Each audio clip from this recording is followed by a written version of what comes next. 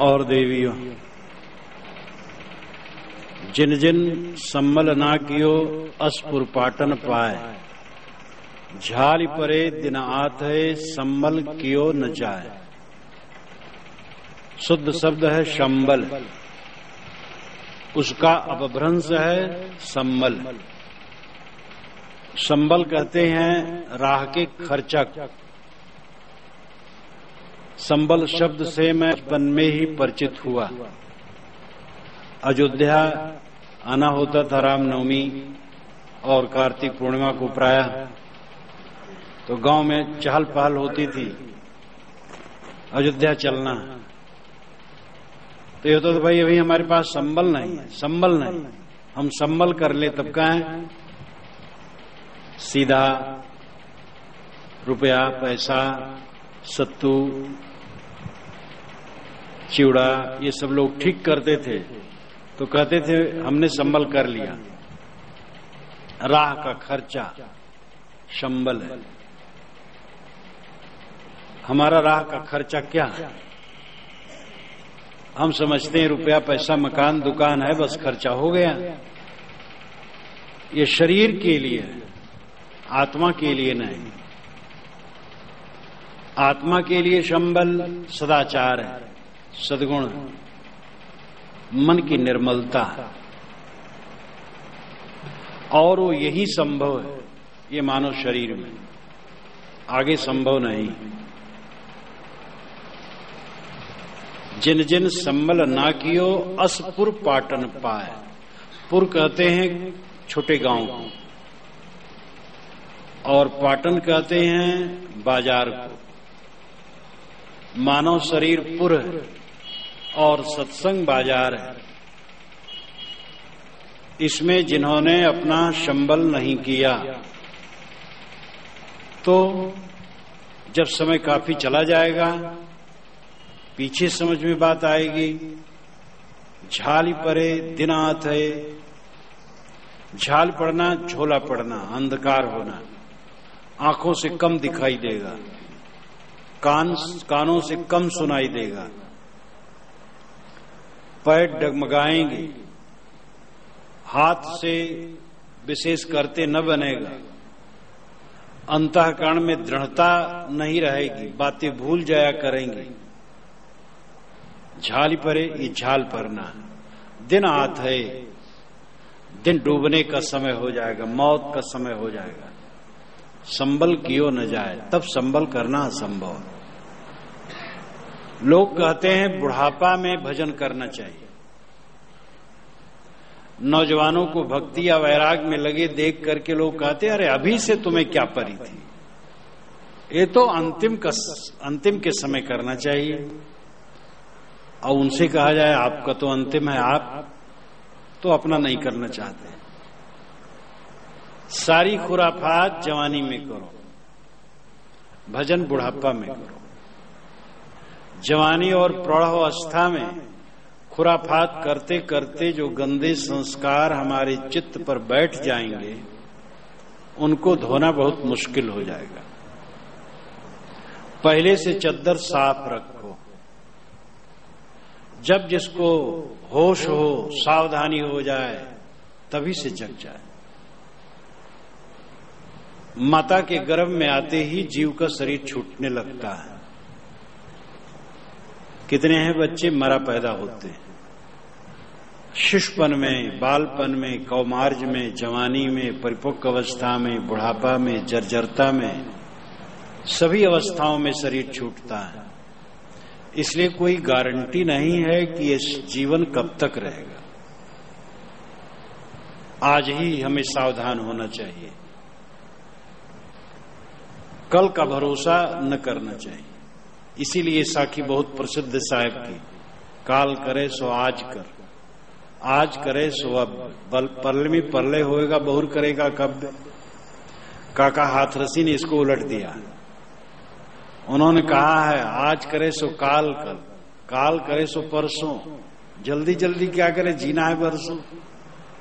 तो इसका भी अर्थ वही है, व्यंग है, ये मोह पर है। लोग ऐसे मोही होते हैं, वे समझते हैं अभी तो बहुत दिन रहना।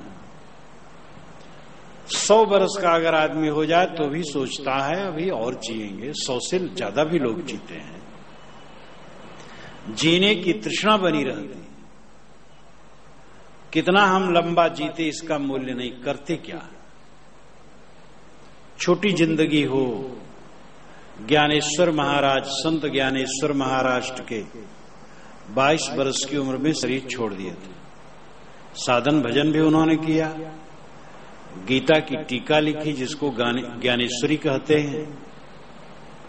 स्वामी शंकराचार्य 32 वर्ष की उम्र में। बीजक के प्रथम टीकाकार श्री पूर्ण साहब 32 वर्ष की उम्र में।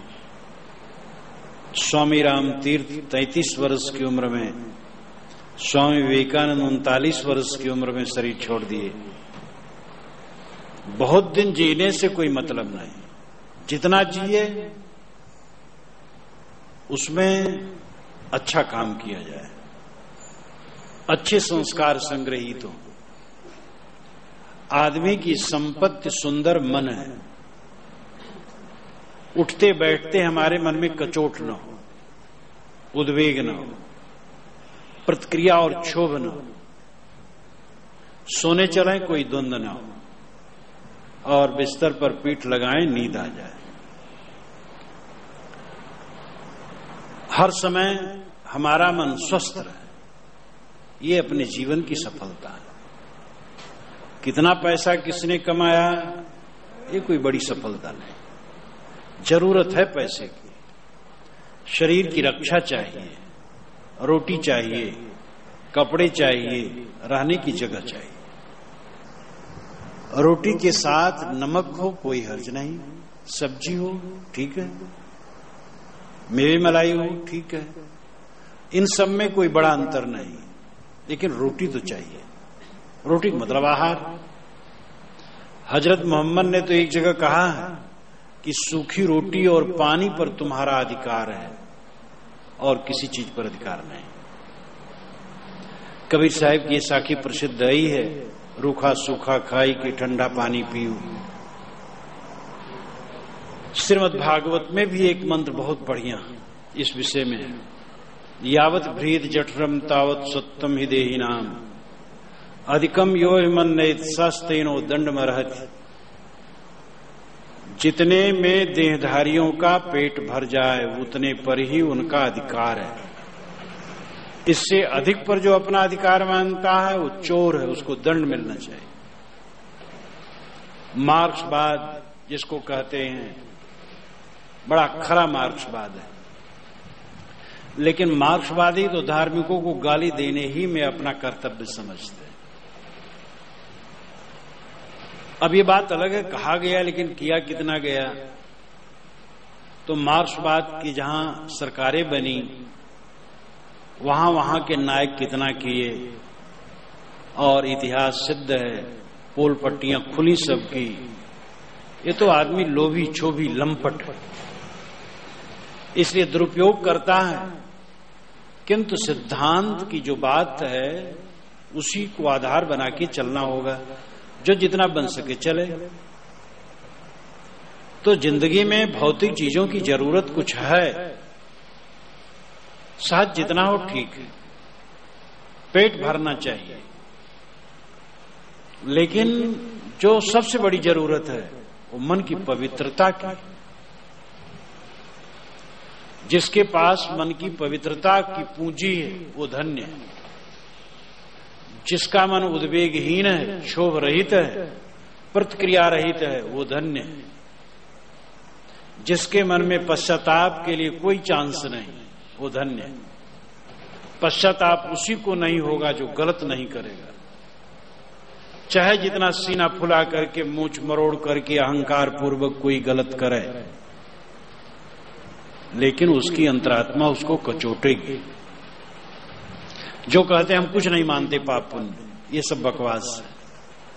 उनकी अंतरात्मा भी गलत करने से कचोटती। प्रकृति का विधान कोई टाल नहीं सकता है। उसका फल सबके सामने आना है। एक्शन टू रिएक्शन भौतिकवादी भी मानता है। तो संबल असली संबल है जीवन की पवित्रता। ये संबल हम करें। यही लोके सुखं भुक्त्वा चान्ते सत्यपुरम यजौ। यह लोक भी सुखमय हो और परलोक भी सुखमय हो। यह लोक सुखमय हो इतना बहुत है, परलोक भी है तो भी सुखमय होगा। परलोक का मतलब पुनर्जन्म, शरीर के बाद फिर कोई अवस्था प्राप्त होना। जड़ चेतन दो हैं, दोनों सत्ताएं मिटती नहीं हैं, केवल संयोग का वियोग हो जाता है। और ये जो संयोग हुआ है अचानक नहीं हुआ है, इसमें भी एक श्रृंखला है। तो जो है वो मिट नहीं जाएगा, सब रहेगा। आज जिसकी स्थिति अच्छी है मरने के बाद भी अच्छी होगी, और आज जिसकी स्थिति खराब है मरने के बाद भी खराब होगी। यहां ही संबल कर ले, यहां ही संबल कर लो। तो जिन जिन संबल अस्पुर पाटन पाए, ऐसा गांव ऐसा बाजार पा करके जो संबल न किया, फिर जहां भी अबा है कैसे संबल करेगा। मानव शरीर और उत्तम संगत पा करके जो अपने आप को न सुधारा, उसके सुधरने का चांस कहां होगा। मानुस्तन सदगुरु मिलन मोक्षो इच्छा होए, दुर्लभ तीनों परम है पाए सुयोग्य न खोए। ये स्वामी शंकराचार्य के कथ्य का भावानुवाद है दोहा के रूप में। उन्होंने संस्कृत में कहा है, मानुस्तन सदगुरु मिलन मोक्षो इच्छा हो। मनुष्य का शरीर मिलना और सच्चे सदगुरु का मिलना और कल्याण की इच्छा होना तीनों दुर्लभ है। और अगर तीनों मिल जाए तो खोए न। मनुष्य जीवन का फल ही मोक्ष। इस जीवन का फल क्या है? डॉक्टर मास्टर बनना नहीं। डॉक्टर मास्टर तो एक आवश्यकता है बनना। डॉक्टर बनो, मास्टर बनो, वकील बनो, जज बनो, खेतिहर बनो, व्यापारी बनो, कुछ तो करना पड़ेगा पेट धंधा के लिए। समाज की सेवा करना है, शरीर की सेवा करना है, आश्रयों जो आश्रयी जन है उनकी सेवा करना है। तो ये सब तो जरूरी है, लेकिन मोक्ष जीवन का परम फल है। डॉक्टर बनना परम फल नहीं। डॉक्टर बनना तो इसलिए है चिकित्सा करें, सेवा करें और उससे अपना गुजर बसर भी होगा। वकालत करें, दूसरे की सेवा कर दे, अपना भी गुजर होगा। गुजर बसर की चीजें, भौतिक सेवा की चीजें, इसकी भी जरूरत है। लेकिन सबका जो परम उद्देश्य है वो मोक्ष है। और मोक्ष है विकारहीन मन की स्थिति। मन विकारहीन, और इसी का अर्थ है परमात्मा की प्राप्ति। भगवत प्राप्त पुरुष का शोक का मोह उपनिषद में कहा गया। कहां उसको शोक है, कहां मोह है। मन की पीड़ा जिसकी मिट गई वो भगवत प्राप्त है। भगवत प्राप्त, ब्रह्म प्राप्त, ईश्वर प्राप्त, मोक्ष प्राप्त, निर्वाण प्राप्त, शांति प्राप्त, आत्यांतिक सुख प्राप्त पुरुष। पुरुष का मतलब व्यक्ति, स्त्री हो या पुरुष हो। तो जब उसको प्राप्त हुआ तो कुछ प्राप्त नहीं हुआ, केवल चित्त धुल गया। चित्त धुल गया, उसी को प्राप्त करते। भगवान को ऐसी वस्तु नहीं जो मिले, न मोक्ष को ऐसी वस्तु जो मिले।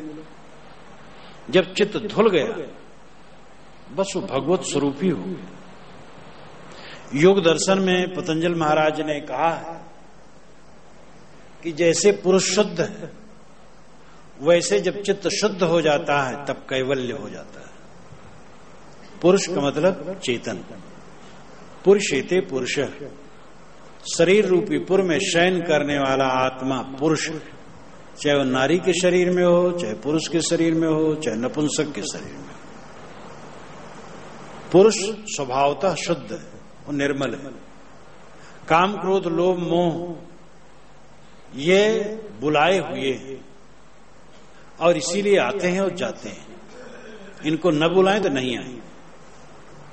क्रोध जितने क्षण रहता है आदमी कितना व्याकुल होता है। क्रोध में जीवन नहीं बिताया जा सकता। काम के क्षण जितने होते हैं कितना आदमी मलिन उत्तेजित विकृत होता है और उसमें जीवन नहीं बिताया जा सकता है। घृणा ईर्ष्या मनोविकार में जीवन नहीं बिताया जा सकता, लेकिन निर्विकार होकर के पूरा जीवन बिताया जा सकता है। और वही वास्तविकता है। आपका स्वरूप निर्विकार है। आपकी जो सत्ता देह नहीं है, देह तो खोल है। मैं हूं जो मैं कहने वाला है वो देह नहीं, वो चेतन है, आत्मा है। और आपका स्वरूप आपकी सत्ता निर्विकार है, निर्मल है। तो पुरुष जैसे शुद्ध है वैसे जब चित्त शुद्ध हो जाता है तब कैवल्य हो जाता है। कैवल्य होना अकेलापन, अपने अकेलेपन का अनुभव महासुख।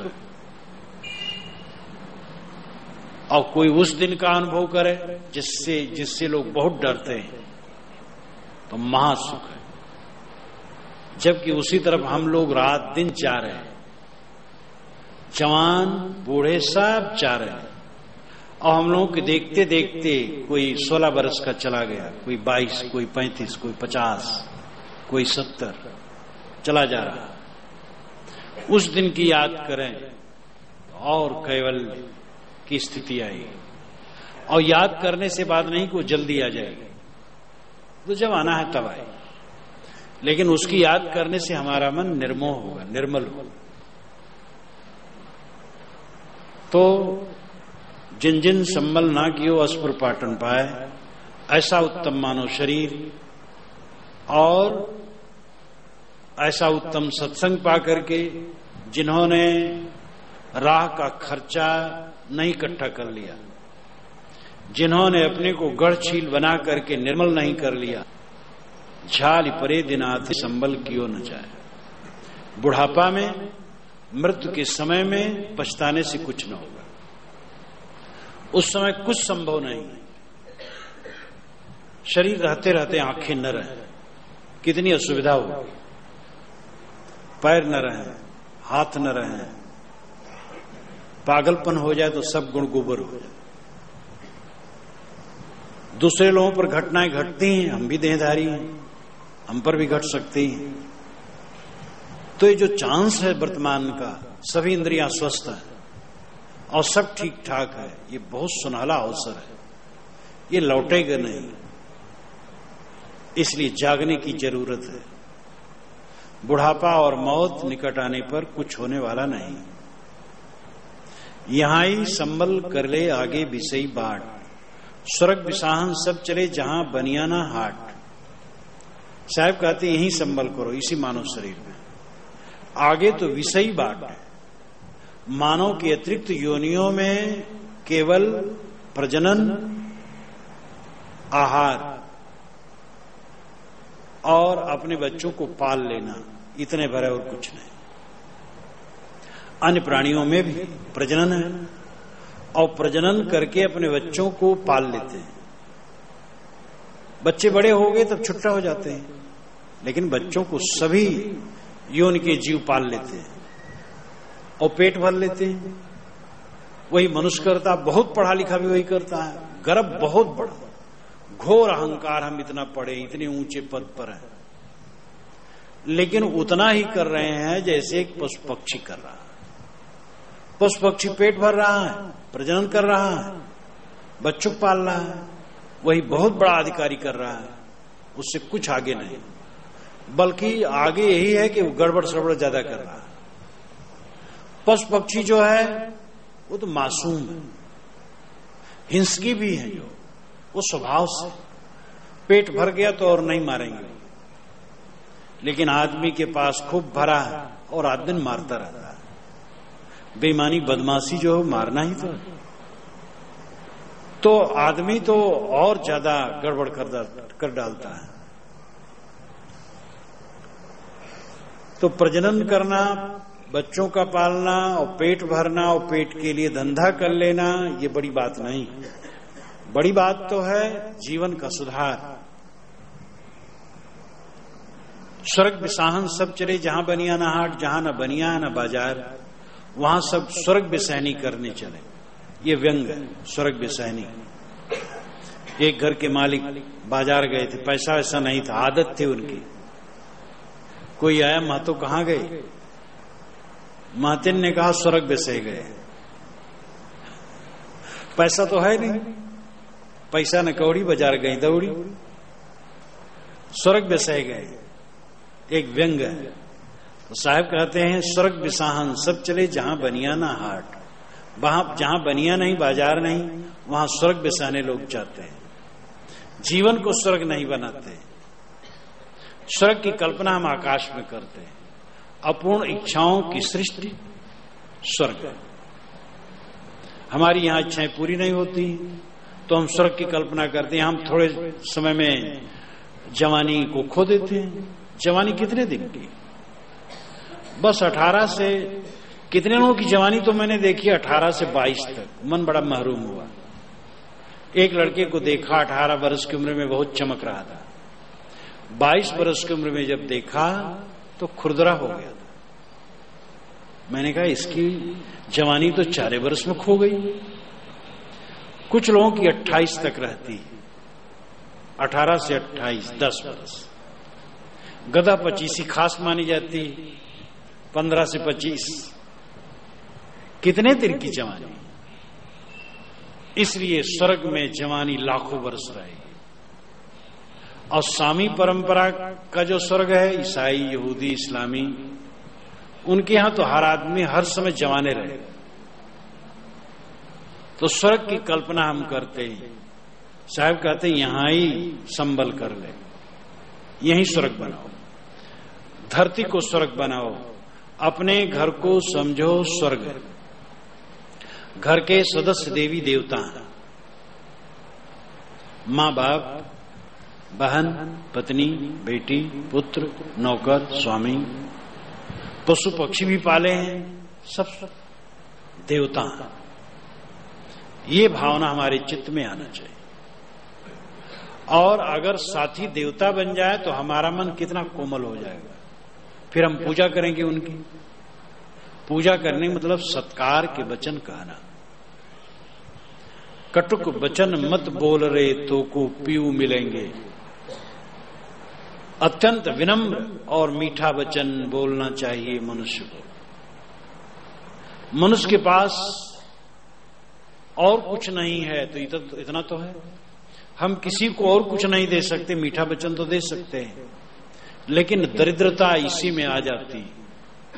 आदमी मीठा बोल नहीं पाता।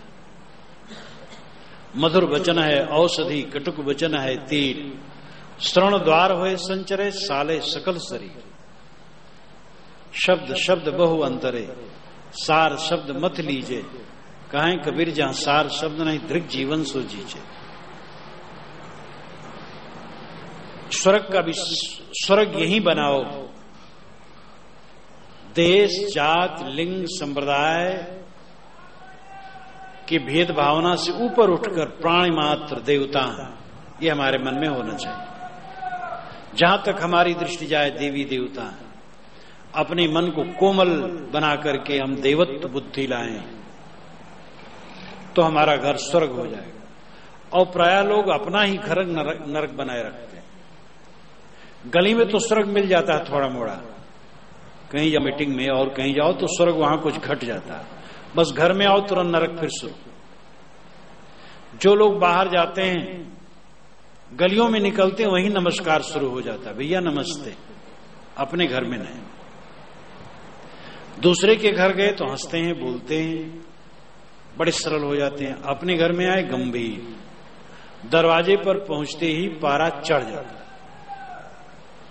मानो दरोगा जी आ गए। दरोगा का काम है गर्म रहना। राजा को गर्म, बनिया को नरम रहना चाहिए। लेकिन सब लोग दरोगा बन जाते हैं अपने घर में। और ये जीवन जीने का तरीका अच्छा नहीं। बाहर कदाच हम उलझ भी गए हों, जब घर में आए तो आनंद आ जाए, अपनों में बैठे तो सरल हो जाए। सरल हर जगह। घर हमारा स्वर्ग तभी बन सकता है जो हमारा मन कोमल हो, पास के लोग देवता देवी दिखाई दें। ये करना कठिन नहीं है, सरल है। अपने मन के अहंकार को छोड़ना है और कामना को छोड़ना है। कामना जो आवश्यक कामना है उसकी पूर्ति तो होती रहती है। बेकार की जो कामना हम करते हैं उसको छोड़। अहंकार छोड़ने से सम्मान अपने आप मिलता है। लेकिन हम समझते हैं कि अपने को बड़ा हम स्वयं महसूस नहीं करेंगे तो दूसरा कोई क्या समझेगा। इसलिए बड़े बड़े स्वामी लोग अपने नाम में स्वयं इतना विशेषण लगाते हैं, उनको संतोष नहीं होता, अपने गुणों पर उनको विश्वास नहीं, इसलिए नाम से उसकी छत पूर्ति करते हैं। ये दुर्भाग्य। पुराने संत सनक, सनंदन, सनातन, सनत कुमार, नारद, व्यास, वशिष्ठ, लेकिन आजकल के ज्ञानियों को प्रतिवाद भयंकर, शास्त्रार्थ महारथी, तर्क पंचानन और न मालूम क्या क्या। गोस्वामी जी पूरी मानस में अपने कहीं मानस मर्मज्ञ नहीं लिखे, लेकिन चार चौपाई रटने वाले और तुकबंदी करने वाले मानस मर्मज्ञ, लड़ने भिड़ने वाले देखो। मैं अयोध्या में था तो एक कह रहा था कि वह बहुत रामायण का, मैं एक दोहा पर 40 दिन बोलूंगा, कौन होते हैं मेरे सामने। गोस्वामी जी अगर आ जाए तो ऐसा नहीं कह पाएंगे। कबीर अपने को कबीर कहे, कहीं कहीं दास लगा दिए और कुछ नहीं। लेकिन कबीर परंपरा में ऐसे ऐसे विद्वान हैं जिनका नाम पुस्तक में पढ़ो तो आज आधा पन्ना उसी में भर जाता है। इतना लंबा नाम उनको चाहिए। दोष एक जगह नहीं, सब जगह है। मूल पुरुष कितने विनम्र रहे, लेकिन हम लोग कितने अहंकारी बन गए, क्योंकि हम लोग अपने नकलीपन को ढांकने के लिए ऊपर से लबादा ओढ़ते हैं। तो हमारा जीवन स्वर्ग बने और कोमलता, विनम्रता, निष्कामता से संभव है। निष्काम होना चाहिए, कोई वैरागिक बात नहीं, सबको वैरागी होना है। और वैराग तो सबको चाहिए। जितना मोह कम होगा उतना सुख होगा, जितनी आसक्ति घटेगी उतना सुख होगा। जो स्त्रियां गहने कपड़े के लिए परेशान हैं वे स्वयं दुखी होंगी, अपने परिवार को भी दुख देंगे। जो सहज मिल गया संतुष्ट हैं, सुखी रहेंगे। इसी प्रकार जो पुरुष अपनी घर की महिलाओं को परेशान करते रहते हैं, उनके नाज नखरे ऐसे होते हैं, वह स्वयं कटु अपना बनते हैं, दूसरे को भी दुखाते हैं। हम भौतिक पदार्थों को इतना श्रेय दे देते हैं कि हमारी आध्यात्मिकता खो जाती है। और जिंदगी में सबसे बड़ी सफलता है आध्यात्मिक उन्नति, मन की कोमलता, निर्मलता, स्वच्छता। मन जिसका कोमल है उसके समान कोई भाग्यशाली नहीं। जो जानो जीव आपना, करो जीव को सार, जीरा ऐसा पाहुना मिले न दूजी बार। जो जानो जीव आपना, अगर अपने जीव को जानते हो तो करो जीव को सार, जीव को सार करो। ये नहीं समझो वही सार है, वही सत्य है। और सार का दूसरा अर्थ यहां है स्वागत। जीव सादा शब्द है और वही मूल है। जीव के बाद तब ब्रह्म है, ईश्वर है, परमात्मा है, और शब्द सब इसके बाद है। इसीलिए वेदांतियों ने कहा जीवो ब्रह्म ही ना परा है। जीव ब्रह्म ही, दूसरा नहीं। जीव में ही ब्रह्मत्व घटता है, जीव में ही शिवत्व घटता है, जीव में ही परमात्मत्व और गुरुत्व घटता है, जीव में ही रामत्व घटता है। जीव के हटा देने पर राम, ब्रह्म, ईश्वर, परमात्मा सब बेकार हो जाता है। जीव मूल है। वेदांत के ग्रंथों में इसीलिए बारंबार कहा गया राम भी एक जीव थे, ब्रह्मा भी एक जीव थे, ऐसा बारंबार आया है। जीव सादा सत्य है और जीव मूल है, कूटस्थ है। साहब सादापन ज्यादा पसंद करते हैं। वे कहते हैं जो जानो जीव अपना। अगर अपने जीव को जानते हो, अपनी आत्मा को समझते हो, तो उसको सार करो, सत्य समझो और उसका स्वागत करो। ये जीवन में हम आए हैं तो जीव का स्वागत करें, इन्हीं आत्मा का कल्याण करें। कोई मकान बनाए, धोए, पोंछे, रंगे, साफ करे और आध दिन उसकी सेवा करे और कभी उसमें विश्राम न करे, तो लोग समझेंगे पागल है। मकान इसलिए बनाया जाता है कि उसमें विश्राम किया जा, रहा जाए। शरीर को हम पालें, पोसें, चिकनावें, बनावें, पहरावें, बढ़ावें, तो पागलपन ही तो है। क्यों हम खाते हैं? जीने के लिए। और जीते क्यों हैं? करने के लिए। करते क्यों हैं? खाने के लिए। बस यही सर्किल है। करते हैं खाने के लिए, खाते हैं जीने के लिए और जीते हैं फिर करने के लिए। तो इसमें और पशुत्व में क्या फर्क? करें खाने के लिए, खाएं जीने के लिए, जिए भजन के लिए। भजन का अर्थ है बुराइयों से भागना। एक सज्जन आए थे अभी बहुत दूर से आए थे, बहुत दूर जाना था। भारत के एक कोने से आए, दूसरे कोने जाना था। मेरी पुस्तकें उजत्र तत्र पढ़ते थे, साधुओं के आश्रम पर, भक्तों के यहां, तो यहां उतर गए। 3-4 घंटा समय था। आनंद फानन में भगवान के दर्शन के लिए लालायित थे। महाराज जहां जाता हूं भगवान के दर्शन के लिए कहते हैं, लेकिन मिलता नहीं है। मैंने कहा भगवान के दर्शन, इसको समझना चाहिए। दर्शन दृश्य का होता है, वो रूप होता है। पहले तो समझोगे तो परेशान हो जाओगे। जिसके दर्शन के लिए तुम लालायित, तो उसका दर्शन होता ही नहीं है, परेशान हो जाओगे। और जिसका दर्शन होता है वो दृश्य होता है, वो जड़ होता है, वो तो दृष्टा। अरूपम गंधम स्पर्शम, शब्द गंध स्पर्श से रहित है।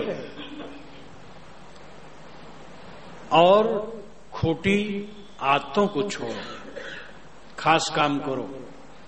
काया की खोटी आदतों को छोड़ो, भगवान के दर्शन के लिए परेशान न हो। जो खोटी खोटी आदतें हैं जीवन में, गंदी गंदी आदतें, लोलुपता, इंद्रियों की लोलुपता, मन की लोलुपता, काम, क्रोध, लोभ, राग, द्वेष, ईर्ष्या, छल, कपट, कटुता, कुटिलता, ये सब छोड़ो। ईश्वर के दर्शन के लिए पागल न बनो। काया को शुद्ध करो, मन को शुद्ध करो, वाणी को शुद्ध करो। और ये जब शुद्ध हो जाएंगे तब धीरे धीरे समझोगे, स्वयं आनंद सागर हो जाओगे और परमात्मा आत्मा में घट जाएगा। इसी जीवन में स्वर्ग और मोक्ष घट जाएगा, उतर जाएगा और तुम परमात्मा के लिए लालायित हो। बहुत परेशान था और 9 युवक है, 9 युवकों में खून गर्म होता है और फौज का सिपाही भी था। खूब उतावला था, चमत्कार की बात करने लगा।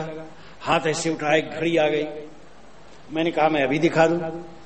मैं अपने ब्रह्मचारी को बुलाया, 5-7 आइटम उसने दिखाया।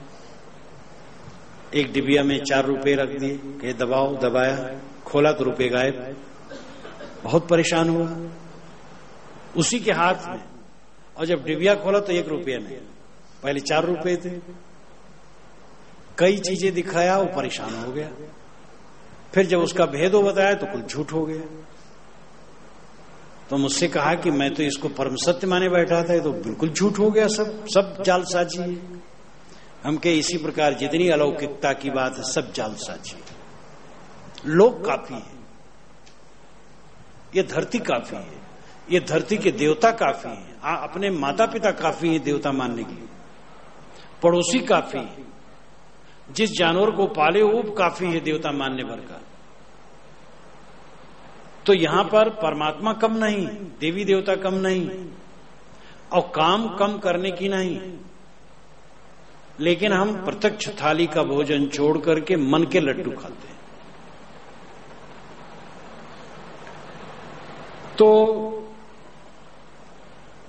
अगर अपने जीव को जानते हो, आत्मा को जानते हो, तो इसको सार करो, स्वागत करो। जीरा ऐसा पाहुना मिले न दूजी बार। जीव पहुना है इस शरीर का, इस शरीर में फिर दोबारा नहीं आएगा। इससे उतरा और शरीर सड़ा, बेकार गया। यह जो अवसर मिला है धोखे में न जाए, कल्याण का काम कर लो। जो जानो जग जीवना, जो जानो सो जीव, पानी पचाओ अपना तो पानी मांग न पियो। जो जानो जग जीवना, अगर जगत में जीने का कायदा जानते हो, जो जानो सो जीव, और उस जीव तत्व को जानते हो, आत्म तत्व को जानते हो, तो ये काम करो, पानी पचाओ अपना, पानी मांग न पियो। जो पानी पी रखे उसको पचा डालो और फिर पानी मांग के न पियो। ये उनके अलंकार, अन्योक्ति अलंकार में साहब बहुत कहते हैं। हिंदी के जितने कवि हैं शायद अन्योक्ति अलंकार साहब की वाणी में सर्वाधिक है। और अलंकार और कवियों में ज्यादा हो सकते हैं, लेकिन अन्योक्ति अलंकार कबीर साहब की वाणी में सर्वाधिक है। जिसको कहना चाहते उसका नाम नहीं लेते और ही कुछ कहते और सारा अर्थ हो जाता है। जो जानो जग जीवना, जो जानो सो जीव। पहली बात, अगर अपने आत्म तत्व को जानते हो तो सौभाग्य, अपने आप की पहचान। मनुष्य को यह समझना चाहिए कि मैं देह नहीं हूं। देह एक खोल है मिट्टी का, और उसमें जो बसा हुआ साक्षी दृष्टा चेतन है वो देह के लक्षणों से भिन्न है, वो ज्ञान रूप है, और इसलिए वो नित्य तत्व है, अमर तत्व है, क्योंकि वो प्रकृति से बना नहीं है। प्रकृति की सारी चीजें जड़ है। वैज्ञानिकों से भी जब चर्चा हुई तो उन्होंने भी ये स्वीकारा कि जितने जड़ तत्व हैं उनमें चेतना बिल्कुल नहीं। तो मैंने कहा जो दुनिया में चेतना है वो किसका गुण है, कि यही तो हम समझ नहीं पाते हैं। मैंने कहा वह चेतना गुण जिसका है उसी को चेतन, जीव, आत्मा, रूह, सोल कहा जाता है, और वो प्रकृति से बिल्कुल भिन्न है। तो ये हर इंसान को बोध होना चाहिए कि मैं देह नहीं हूं, मैं आत्मा हूं, चेतन हूं, अविनाशी हूं, नित्य हूं, और जो कुछ करता हूं उसका फल आज ही नहीं कल भी होता है। आज गलत कर डालूं तो आज मन कचोटेगा, नींद खुलेगी कल तो फिर कचोटेगा। 10 वर्ष के बाद भी ख्याल होगा तो मन कचोटेगा।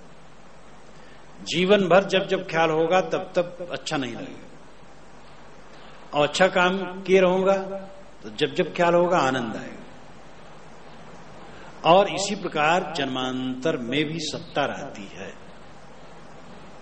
और हमारे किए गए कर्मों का फल होता है।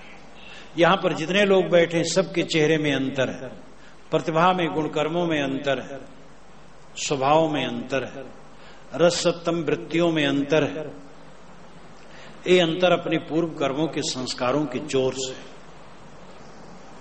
इसलिए प्रकृति भिन्न, देह भिन्न, आत्म अस्तित्व का बोध सबको होना चाहिए।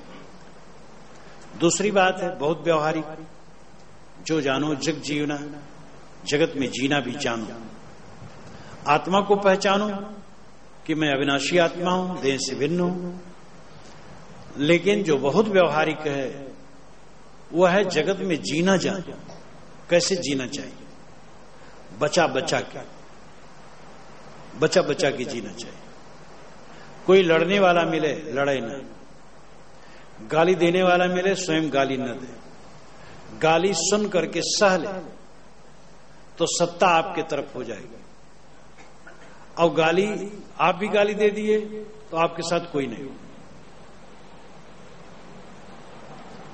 एक बार मैं ट्रेन से जा रहा था और कोई 100-150 किलोमीटर की यात्रा रही, बैठने की सीट रिजर्व थी। 5-7 लोग रहे होंगे हम। एक सज्जन आए, तगड़े, 50 की उम्र रही होगी, गोरे, सूटेड बूटेड, शिक्षित, हमारे एक व्यक्ति को हटा करके बैठ गए। मैंने कहा कि ये मेरा रिजर्व सीट है, तो उन्होंने कहा कि मेरा सब रिजर्व है। तो मैं चुप हो गया, अपने साथी को इधर बुला लिया, कुछ नहीं बोला। तो 2 बंगाली बाबू बैठे थे, वो सह नहीं पाए, इतना फटकारा उनको। जब सब रिजर्व है तो जहां रिजर्व है जाओ। इतना फटकारा कि उनका मुंह धुआं हो गया। और वो जब तक बैठे रहे तब तक बाहर मुंह किए रहे। जब उनका स्टेशन आया उतर गए। अगर मैं कहीं कहता तो लोग न बोलते। आप सहना सीखें तो पूरी सत्ता आपके साथ होगी, लेकिन धीरज नहीं रहता। और बस जरा भाई कोई कुछ कहा तो हम और चढ़ जाते हैं। हनी पर हना, पाप दोष न गना, जो मैं मारा ताई में मारा, ये चौपाई ठोक देते। किसी ने मुझे मारा तब मैंने उसको मारा, जब उसको मारा तो उसने फिर मुझे मारा, तब फिर मैंने उसको मारा। तो कहां तक जाएगा? सहने की जरूरत है। विवादी से विवाद न करें, गम खा के क्षमा करके रहे। और इसकी आवश्यकता ज्यादा घर में पड़ती है, बाहर कम पड़ती, बहुत कम पड़ती है। आप जो कहते हैं, कई लोगों के मन में प्रश्न आ गया होगा कि बस ऐसे सहते जाएं, लेकिन यहां अवसर नहीं है कहने, नहीं तो भाई बहुत लोग कहते हैं। ज्यादा सहने की जरूरत घर में पड़ती है। पत्नी कुछ गरम नरम कहा ले, साल लड़ो ना। पति कुछ कह दे, पत्नी सह ले। लड़का ही कह दे तो पिता सह ले। सहने की जरूरत ज्यादा घर में पड़ती है, बाहर बहुत कम पड़ती है। और बचा बचा करके चलने की जरूरत है जीवन में। जो बचा बचा के नहीं चलता अपनी शक्ति निरर्थक होता है। कितने लोग तो ऐसे मुकदमेबाज होते हैं कि अगर उनका मुकदमा ना हो तो दूसरे के ले लेते हैं, और किसी का मुकदमा ना हो तो कचहरी में ऐसे घूम लेते हैं। संतोष उनको नहीं, बिना कचहरी में गए। एक रोग जैसे तंबाकू खाने का रोग, तंबाकू कितनी खराब चीज है, लेकिन जिनकी आदत है बिना तंबाकू खाए नहीं रह सकते। तो हमें जीने की कला समझना चाहिए। जीने की कला है बचा बचा के चलना, संयम से रहना, कम खाओ गम खाओ, महासूत्र है। बड़ा सरल सूत्र है, लेकिन बहुत मेहनत है इसको पालन करने में। कम खाओ, बड़े सुखी रहोगे। जल्दी पचने वाली चीज खाओ और कम खाओ, और गम खाओ, संतोष करो। देखो सुख ही सुख है। तो जीने की कला समझें। पानी पचा हुआ अपना पानी मांग न पीऊ। पानी वाणी, वाणी मनुष्य के मन में भरी हुई है। हरदम मनुष्य का मन ठसाठस शब्दों से भरा है। इसलिए जब मौन रहता तब भी उसके अंदर में वाणी कुजबुजाती रहती है। तो जितनी वाणी भर रखे उसको पचा डालो और वाणी मांग के न पियो। खाली कर दो अपने आप को वाणी से। देखो शांत मन, वाणी का अंत तो समाधि है। समाधि क्या है? जब वाणी का अंत होता तब मन का अंत होता है। और जब तक वाणी चलती मन चलता, मन चलता वाणी चलती। हम नहीं बोलते हैं बाहर से, लेकिन जब मन चलता है तो वाणी उसके साथ स्वयं चलती। जैसे संकल्प किया, सड़क, सड़क की याद आई तो सड़क शब्द भी आया। गाय की याद आई तो गाय शब्द भी आया। याद के साथ शब्द चलते हैं, मन के साथ शब्द चलते हैं। मन जब पूर्ण निर्विकल्प हो जाता है तब वाणी शांत हो जाती है। इसलिए समाधि की कसौटी है निस्तब्धता और निशब्दता। निस्तब्धता ऊपरी है, निशब्दता भीतरी है। निस्तब्धता का अर्थ स्थिर होकर बैठ जाना, सिर ग्रीवा,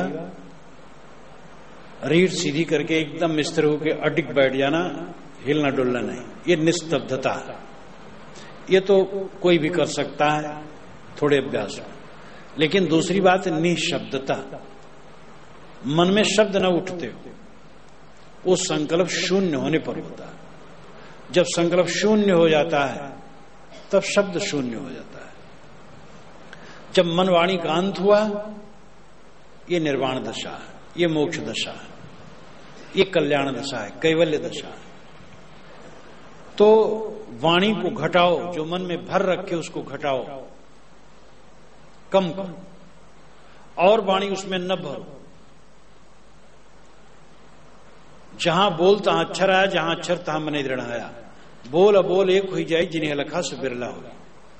साहब कहते जहां बोले तहां अक्षर आया, और जहां अक्षर आया तहां वाक्य बना, और मन ने कुछ अर्थ कर लिया, बस हर शोक राग द्वेष शुरू हो गया। बोल अबोल एक हुई जाए, जिन्हें लखा सो बिरला हो। जो बोल में अबोल में समान रहे, निर्द्वंद, वो धन्य है। वाणी सुनकर न सुनकर दोनों में निर्विकार, वो धन्य है। वाणी तो जीवन भर कुछ रहेगी, लेकिन वाणी का विकार न रहे, द्वंद्व न रहे। ये वाणी बोली जाती भी वाणी है। एक कांटा चुभा, एक कांटे से निकाला जाता है, अंत में दोनों कांटे फेंक दिए जाते हैं। गलत शब्दों को निकालने के लिए अच्छे शब्द ग्रहण करें। अंत में अच्छे शब्दों से भी अपनी सत्ता अलग समझें। तो पानी, वाणी, पानी का अर्थ अंत में वासना। जितनी वासनाएं ग्रहण कर रखे हो, अहंता ममता ग्रहण कर रखे हो, उसको पचा डालो, और नवीन अहंता ममता न ग्रहण करो। बंधन है अहंकार ममकार। इस दुनिया का एक कण मेरा नहीं है। ये बड़ा सरल विषय है, समझना कठिन नहीं। जब शरीर नहीं रहता है तो क्या जीव के साथ रहता है? हमारा अहंकार ममकार अविवेक है। अहंकार ममकार जितना दूर होगा उतना जीवन शीतल होगा। अहंकार ममकार में पढ़ करके ही घर में कला है। मेरा लड़का कैसे नहीं काम आना, आप भूल करते हैं। व्यवहारिक ढंग से ठीक है आपका लड़का, लेकिन तात्विक दृष्टि से देखें तो एक जीव है। अब आप एक जीव, सुंदर व्यवहार कर दीजिए, बस इतना ही चारा है। किसी पर अपना कोई चारा नहीं। हमारा कर्तव्य है हम दूसरे से सुंदर बर्ताव करें, चाहे लड़का हो, चाहे पत्नी हो, चाहे पति हो, चाहे पिता हो, गुरु हो, शिष्य हो, किसी पर हमारा अधिकार नहीं। जो अपने को गुरु मानता है बहुत बड़े धोखे में। मैं एक सेवक हूं ये मानना चाहिए। लोग हैं, मित्र हैं, मिल गए, जो बन सके सेवा करते। अदलू बदलू संसार है, कुछ लेना कुछ देना, लेना भी पड़ता है, देना भी पड़ता है। एक चौरस्ते में मिल गए, आपस में राम जोहार हो गया, चल दिए। घर भी ऐसे, परिवार के लोग भी ऐसे, लेकिन ये सावधानी हम कहां रखते हैं? रात दिन डूबे डूबे डूबे, मेरा मेरा मेरा, मोर तोर में जरे जग सारा, धिक स्वारथ झूठा अहंकार। ये साहब ने रमैनी में कहा है, 84वीं रमैनी में एक पंक्ति है, मोर तोर में जरे जग सारा, धिक स्वारथ झूठा अहंकार। तो अहंता ममता की आग जितनी बुझेगी मन शीतल होगा। पानी पचाओ हुआ अपना, पानी मांग न पीओ। जितना अहंकार ममकार ग्रहण कर रखे हो पचा डालो, और नवीन अहंकार ममकार न ग्रहण करो। पानी पियावत क्या पियो, घर घर सायर बारी, त्रिषावंत जो होएगा पीवेगा जखमारी। उपदेष्टाओं को साहब निर्देश करते हैं, तुम पानी पियाते क्या फिरते हो? घर घर सायर बारी, घट घट में समुद्र बराबर पानी भरा है। सबको अहंकार है कि हम ज्ञानी हैं। घर घर सायर सायर बार, शायर कहते हैं समुद्र, समुद्र बराबर पानी हर घट में भरा है। मतलब है कि ज्ञान का अखंड खजाना सबके पास है, सबको अहंकार है कि हम ज्ञानी हैं, इसलिए ज्ञान बांटते क्या करते हो। त्रिशावंत जो होगा पीवेगा झकमारी, जो त्रिशावंत होगा वो झक मार करके पिएगा। झक कहते मछली को, मछली मारने वाली कई बार मछली मारने बैठते हैं, सुबह से दोपहर तक कुछ नहीं पाते, परेशान हो जाते हैं। कहां गए थे भैया? झक मारने गए थे। तो झक मारना मुहावरा हो गया असफलता के लिए, फिर झक अहंकार के लिए भी हो गया। शब्द देश काल के आयाम में यात्रा करते हैं। जैसे कई बार आप लोगों के सामने मैं कहा करता हूं, गधा, संस्कृत में गधा शब्द का अर्थ होता है वैद्य। गद कहते हैं रोग, हा कहते हैं नाश करने वाले को, जो रोग का नाश करे वो गधा, वैद्य, डॉक्टर। लेकिन आज के युग में गधा गधा का पर्याय है। अब आज भूल करके भी वैद्य डॉक्टर को गधा नहीं कहना चाहिए, नहीं तो पीटेगा। कुशल, कुश लाने वाले के लिए कहा जाता था।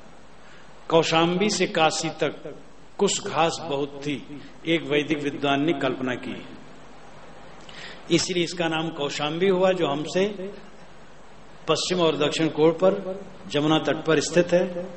अवशेष भिट्टा है और काशी पूरब तरफ है, तो काशी से कौशाम्बी कुश घास से आच्छादित थी इसकी जमीन, और यज्ञ में कुश घास लाना पड़ता था। कुश घास और भी जगह है, और उसको उखाड़ करके लाना पड़ता था, जड़ के सहित उसका महत्व है। आजकल तो पितृपक्ष चल रहा है, कुश पैंती उंगली भी पहना जाता है और कुश लिया जाता है, तर्पयाम मार्जयाम किया जाता है। तो हर पुण्य कार्य में, पवित्र कार्य में कुश घास का महत्व है। तो जो कुश लाए वो कुशल, अब कुश लाए उखाड़ के लाए, उसका हाथ न फटे तो चतुर, निपुण, निपुण माना गया। तो निपुण में हो गया कुशल। कुशल कुश घास लाने वाला, फिर हो गया निपुण, क्योंकि घास लाता है उसका हाथ फटता नहीं, फिर वो मांगलिक कार्य में लगता है, इसलिए कुशल मंगल हो गया। तो देश काल की आयाम में शब्द यात्रा करते हैं, अर्थ बदलते हैं। झक मछली, फिर झक मारना हो गया कि असफल हो जाना, बक बक करना और कुछ फल न मिलना। झक का अर्थ अहंकार भी हो गया। पीवेगा झकमारी, अपने अहंकार को मार करके पिएगा जिसको इच्छा होगी ज्ञान की, वो स्वयं आएगा। कितनी सभाओं में, बड़ी सभाएं होती तो लोग पर्ची भेजते हैं, साहब थोड़े 5 मिनट हमारे लिए समय मिले। मालूम होता 5 मिनट जब ये कह देंगे तो सब कागा हंस हो जाएगा। और कितने लोग जब सभा में खड़े होंगे तो कहेंगे क्या कहें, समय जवाब दे रहा है। कहने की बातें तो बहुत है, कहने की बात तो 1 मिनट के अंदर भी हो सकती है। अपने लिए कठोर रहो, दूसरे के लिए कोमल लो, कुछ सेकंड में हो गया। और सब वेद शास्त्र है। अपने लिए कठोर रहो, कभी अपने को क्षमा न करो, अपने में लचरपन न रहे, अपने लचरपन को दूर करते रहो और दूसरे के लिए कोमल लो। किसी से गलती हो जाए क्षमा करके उसको आगे बढ़ने का अवसर बहुत हो गया। हंसा मोती बिकानिया कंचन थार भराए, जो जाको मर्म न जाने सो ताको का कराए। हंस थाली में मोती भर करके बिक गया। हंस कहते विवेकी को, मानो मूलतः विवेकी, लेकिन ऐसा मूढ़ बन गया वो मोक्ष के लिए थाली में मोती भर करके, रुपए भर करके गया, गुरुओं के हाथ में बिक गया। लेकिन जो जाको मर्म न जाने सुता को क्या कराए? जो जिसका मर्म ही नहीं जानते उसको क्या कराएंगे, क्या करेंगे? गुरु स्वयं समझदार नहीं, स्वयं बोध नहीं है, स्वयं रहनी नहीं है, तुम्हें क्या दे? कवि साहब गुरु को बहुत मानते हैं, लेकिन नकली गुरु का खंडन करते हैं। संत को मानते हैं, नकली संत का खंडन करते हैं। पंडित को भी इसी तरह मानते हैं। जहां खंडन है पंडित का, नकली पंडित का खंडन है, असली पंडित का नहीं। काहीं कबीर हम जात पुकारा, पंडित हो सो ले विचारा। काहीं कबीर सुनो हो संतो बूझो पंडित ज्ञानी। पंडितों को उन्होंने आदर किया, गलत पंडित का खंडन किया। तो तुम हंस हो, साहब कहते हैं मनुष्य तुम हंस हो, विवेकी हो, निर्छी निर्णय करने की क्षमता तुम्हारे में, और तुम कैसे हो गए हो? तुम ऐसी जगह जाकर के समर्पित हो रहे हो जिनको स्वयं विवेक नहीं है, अनेक चमत्कारों में डूबे, अनेक अंधविश्वासों में डूबे, दूसरे को बेवकूफ बनाने के चक्कर में पड़े, और ऐसी ऐसी जगह समझते हो कल्याण हो जाएगा। चमत्कार बिल्कुल छल कपट है। हाथ लहराया, घड़ी आ गई। घड़ी कैसे बनती? बहुत मेहनत के बाद घड़ी बनती है, ऐसे नहीं बनती। लड्डू आ गए, कैसे लड्डू बनेगा? कदाप नहीं लड्डू आ सकता, वो सब हाथ की सफाई है। चमत्कार जितना है दुनिया को मूर्ख बनाने के लिए, मूर्ख और धूर्त। धूर्त ठगते हैं, मूर्ख ठगाते हैं। ना हम कभी धूर्त बने ना मूर्ख बने, विवेकी बने। सर्वत्र कारण कारज की व्यवस्था, विश्व के शाश्वत नियम है, प्रकृति के अपने गुणधर्म है, उनकी कसौटी से वस्तु विवेकी बने, अंधविश्वासी न बने। गुरु, संत, महापुरुष, परंपरा, संप्रदाय, पोथी, किसी को चीज लेकर के हम गाय न बने। पोथी की बात मान, परंपरा की बात मान्य, संत की बात मान्य, लेकिन विवेक की बल चढ़ा करके नहीं। हम गुरु, संत, पोथी, परंपरा की बात भी तो विवेक से ही समझ पाएंगे। विवेक का निरादर करना कितना गलत है। परंपरा का हमें आदर करना चाहिए। अपनी परंपरा को छोड़ के हम जी नहीं सकते। परंपरा छोड़ दे तो हम बोल नहीं पाएंगे। परंपरा ने हमें भाषा दी है, और उतने नहीं दी, सब कुछ दिया, लेकिन पूरी परंपरा को लेके भी हम जी नहीं पाएंगे। परंपरा सब छोड़ते हैं, छोड़ना पड़ता है। चाहे ईसाई परंपरा हो, इस्लामी परंपरा, उन लोगों ने भी छोड़ा है। भारतीय परंपरा तो अति उदार है। 55 वैदिक मुद्दों को पंडितों ने कलिवर्ज कह करके निरस्त कर दिया है।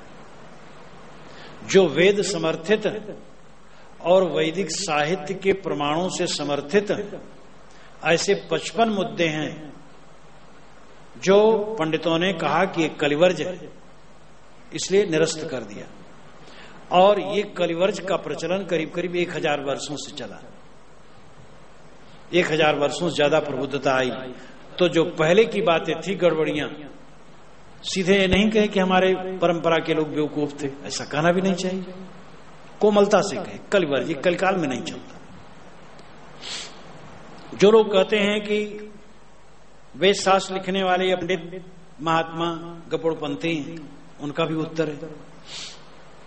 गपोड़पंथी होते, परंपरा में सड़ने वाले होते, तो कलिवर्ज कह करके 55 वैदिक मुद्दों को निरस्त कैसे करते? और जो ये कहता है कि हम शास्त्र और परंपरा की एक बात भी निरस्त नहीं कर सकते, उसके लिए भी उत्तर है। एक नहीं 55 मुद्दे निरस्त किए गए हैं।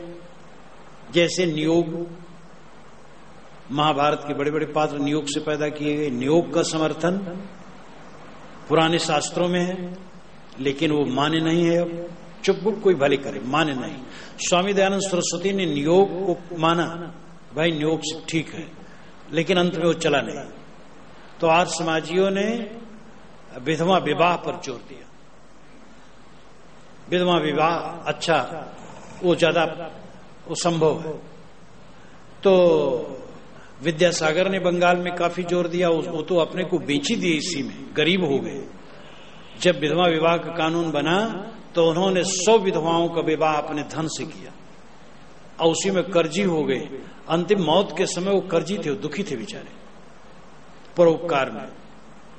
तो आर्य समाज ने भी नियोग को जो स्वामी जी ने कहा, आर्य समाज ने सोचा ही ठीक नहीं, विधवा विवाह पर जोर दिया। ऐसे बहुत मुद्दे हैं।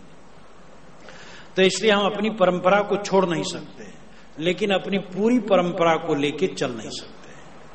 साहब ने कहा, दद्दा देखो बिनसन हारा, जस देखो तस करो विचारा। साहब कहते सब बिनसन हार है, सब बदलने वाला है, इसलिए जैसा देखो विचार करो और विचार करके ताजा ग्रहण करो। निर्छीर विवेक, प्रतिषेध का प्रतिषेध मार्क्स ने भी माना। बीज का प्रतिषेध अंकुर हो जाता है, तो अंकुर ने बीज का प्रतिषेध कर दिया।